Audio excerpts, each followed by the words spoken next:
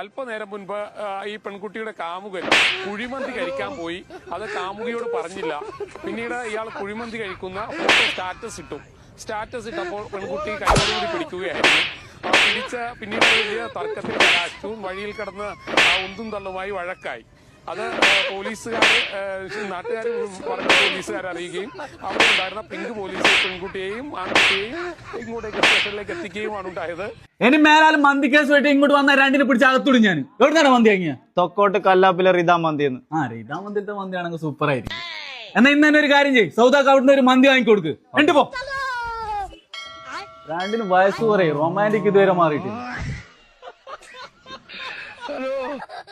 ചങ്ങായിമാരെ, ഗൾഫ് നാടുകളിൽ കാണുന്ന ഒറിജിനൽ മന്തി കഴിക്കണം. എന്താ ദുബായ് പോകേണ്ട ആവശ്യമില്ല. തൊക്കോട്ട് കല്ലാപ്പിലുള്ള റിതാ മന്തിയിലേക്ക്. റിതാ മന്തിയിൽ വന്നു കഴിഞ്ഞാൽ നിങ്ങൾക്ക് മന്തി ഉണ്ടാക്കി തരുന്നത് ഒറിജിനൽ യമൻ ഷെഫും കൂടിയാണ്. ഒരു പ്രാവശ്യം റിതാലിൽ വന്നിട്ട് മന്തി കഴിച്ചില്ല എന്നുണ്ടെങ്കിൽ വൻ നഷ്ടമാണ് ചങ്ങായി.